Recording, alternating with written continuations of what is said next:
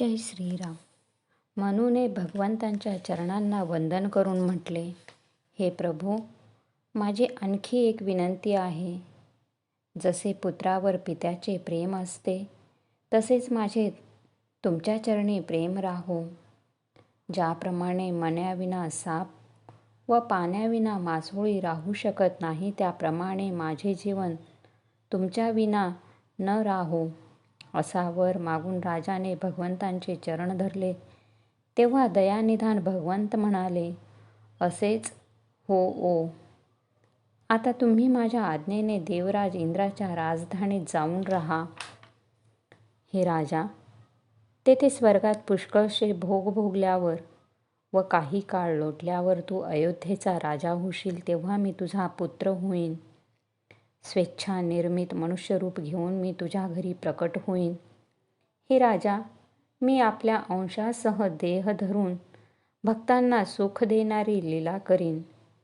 मोठे भाग्यशाली मनुष्य आदराने जी चरित्रे ऐकून ममता आणि मद यांचा त्याग करून भवसागर तरून जातील. जग उत्पन्न करणारी आदिशक्ती ही माझी स्वरूपभूत मायासुद्धा अवतार घेईन. अशा प्रकारे मी तुझी अभिलाषा पूर्ण करीन. हे माझे वचन त्रिवार सत्य आहे. असे म्हणून कृपानिधान भगवान अंतर्धान पावले. ते राजाराणी भक्तांवर कृपा करणाऱ्या भगवंतांना हृदयात धारण करून काही काळ आश्रमात राहिले. नंतर यथासमय त्यांनी सहजपणे यातनेविना शरीर सोडले आणि इंद्राच्या अमरावतीत जाऊन वास केला. याज्ञवल्क्य म्हणतात, हे भरद्वाज, हा अत्यंत पवित्र इतिहास शिवांनी पार्वतीला सांगितला.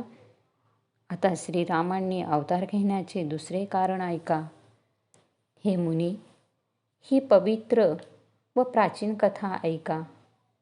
ही शिवांनी पार्वतीला सांगितली होती. जगात कैकय नावाचा एक प्रसिद्ध देश आहे. तेथे सत्यकेतू नावाचा राजा राज्य करीत होता. तो धर्मधुरीण, नीतीची खान, तेजस्वी, प्रतापी, सुशील आणि बलवान होता. त्याचे 2 वीर पुत्र होते. ते सर्व गुणांचे भांडार व मोठे रणधुरंधर होते. राज्याचा उत्तराधिकारी असणाऱ्या मोठ्या मुलाचे नाव प्रतापभानू होते. दुसऱ्या मुलाचे नाव अरिमर्दन असे होते. त्याच्या बाहूंमध्ये अपार बळ होते आणि युद्धामध्ये तो पर्वताप्रमाणे निश्चळ राहत असे. दोघा भावांमध्ये परस्परात सर्व प्रकारच्या दोषांपासून व कपटापासून रहित असे खरेखुरे प्रेम होते. राजाने ज्येष्ठ पुत्राला राज्य दिले आणि आपण भगवंतांचे भजन करण्यासाठी तो वनात निघून गेला. जेव्हा प्रतापभानू राजा झाला, तेव्हा देशामध्ये त्याच्या नावाने द्वाही फिरवली गेली. वेदात सांगितलेल्या नियमाप्रमाणे उत्तम रीतीने तो प्रजेचे पालन करू लागला. त्याच्या राज्यात पापाचा लवलेश उरला नाही. धर्मरुची नावाचा त्याचा मंत्री राजाचे हित करणारा आणि शुक्राचार्यांसारखा बुद्धिमान होता.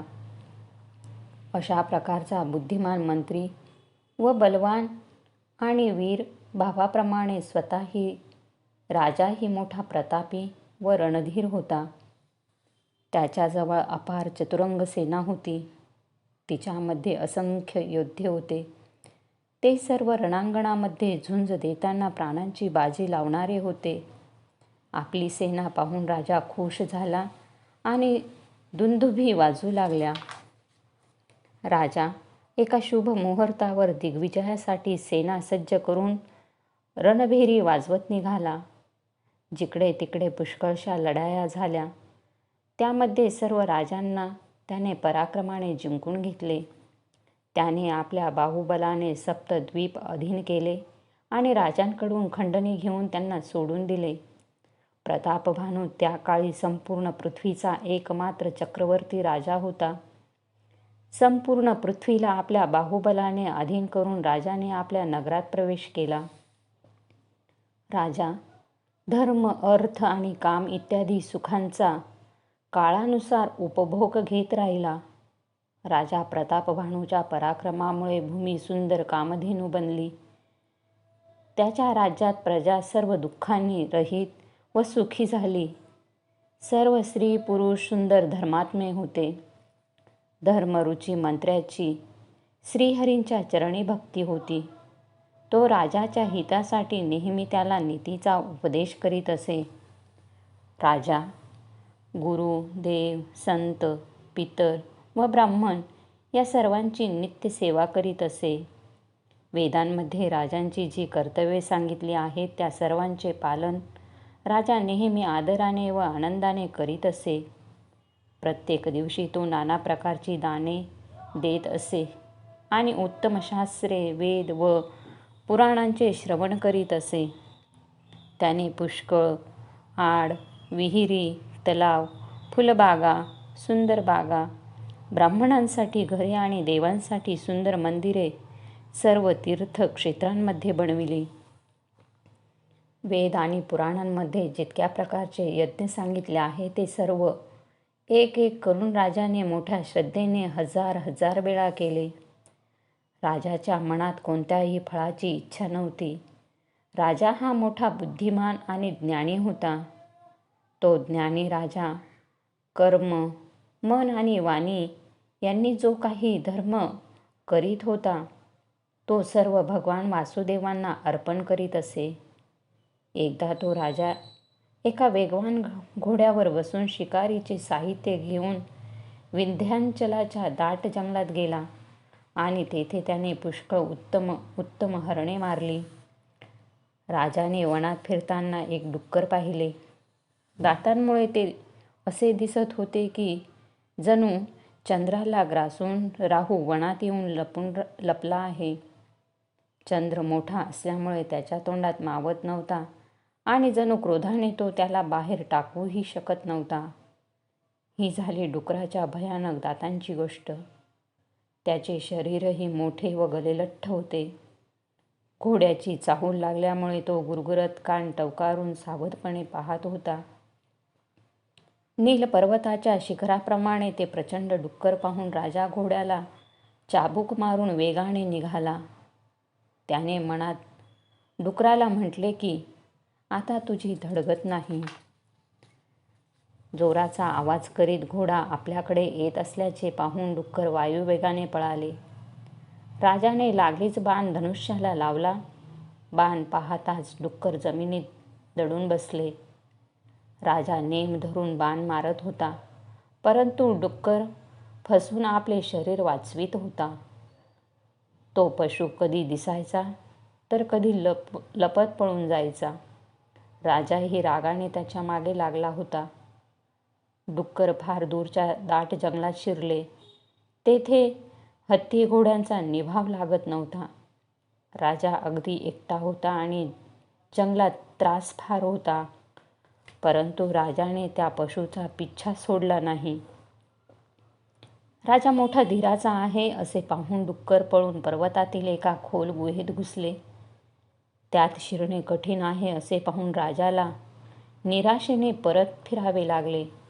परंतु त्या घोर वनात तो रस्ता चुकला. फार श्रम झाल्यामुळे थकलेला आणि घोड्यासह तहानभुकेने व्याकुळ झालेला राजा नदी तलाव शोधत पाण्याविना तळमळू लागला. वनात फिरता फिरता त्याला एक आश्रम दिसला. तेथे एक कपटी राजा मुनीच्या वेशात राहत होता. त्याचे राज्य प्रतापभानू नावाच्या राजाने हिरावून घेतले होते आणि पराजित झाल्यामुळे तो सैन्य सोडून वनात पळून आला होता. प्रतापभानूची वेळ चांगली आहे व आपले दिवस वाईट आहेत असे पाहून राजाच्या मनास खूप दुःख झाले. त्यामुळे तो घरी गेला नाही आणि अभिमानी असल्यामुळे त्याने प्रतापभानूशी सख्यही केले नाही. दरिद्री मनुष्याप्रमाणे मनातील राग दाबून टाकून तो राजा तपस्व्याच्या वेशात वनात राहत होता. राजा प्रतापभानू त्याच्याच जवळ गेला. कपटी राजाने ओळखले की हा प्रतापभानू आहे. राजा प्रतापभानू तहानेने व्याकुळ असल्यामुळे त्या कपट्याला मात्र ओळखू शकला नाही. त्याचा तो सुंदर मुनिवेश पाहून राजाला तो महामुनी वाटला. आणि घोड्यावरून उतरून त्याने त्याला प्रणाम केला. परंतु अतिशय चतुर असल्यामुळे राजाने त्याला आपले नाव मात्र सांगितले नाही. राजाला तहानलेला पाहून मुनीने त्याला सरोवर दाखविले. प्रतापभानूने आनंदाने घोड्यासह त्यात स्नान करून पाणी पिऊन घेतले. त्याचा थकवा दूर झाला. त्याला बरे वाटले. मग तो तपस्वी त्याला आपल्या आश्रमात घेऊन गेला. सूर्यास्ताची वेळ झाल्याचे पाहून राजाला बसण्यास आसन देऊन तपस्व्याने कोमल शब्दात त्याला विचारले, तुम्ही कोण आहात? सुंदर तरुण असताना जीवाची पर्वा न करता वनात एकटे का फिरत आहात? तुमच्या ठिकाणी चक्रवर्ती राजाची लक्षणे पाहून मला तुमची कीव येते. राजा म्हणाला, हे मुनीश्वरा, ऐका. प्रतापभानू नावाचा एक राजा आहे. त्याचा मी मंत्री आहे. शिकारीसाठी फिरताना वाट चुकलो आहे. सुदैवाने येथे आल्यामुळे तुमच्या चरणांचे दर्शन घडले. मला तुमचे दुर्लभ दर्शन झाल्याने असे वाटते की आता काही चांगले घडणार आहे. मुनी म्हणाला, अरे बाबा, अंधार झालेला आहे. तुझे नगर येथून 70 योजने दूर आहे. हे शहाण्या गृहस्था, माझे ऐक. घोर अंधारी रात्र आहे. जंगल घनदाट आहे. वाट नाही, म्हणून तू आज येथेच थांब. सकाळ झाल्यावर जा. तुलसीदास म्हणतात की नशिबात जसे घडणार असते तशीच घटना घडते. एक तर तुम्ही आपणहून तिच्याजवळ जाता किंवा ती तुम्हाला तेथे घेऊन जाते. राजा म्हणाला, हे स्वामी, फार छान. असे म्हणून त्याची आज्ञा मानून राजाने घोड्याला एका झाडाला बांधले आणि तो बसला. राजाने त्या मुनीची खूप प्रशंसा केली आणि त्याच्या चरणी वंदन करून तो आपल्या भाग्याची वाखाणणी करू लागला. नंतर तो गोड वाणीने म्हणाला की, हे प्रभो, मी तुम्हाला पित्याप्रमाणे समजून हे साहस करतो. हे मुनीश्वर, मला आपला पुत्र आणि सेवक समजून आपले नाव गाव सविस्तर सांगा. राजाने त्या कपटी मुनीला ओळखले नाही, परंतु त्याने राजाला ओळखले होते. राजाचे मन सरळ होते आणि तो मुनी कपट करण्यात चतुर होता.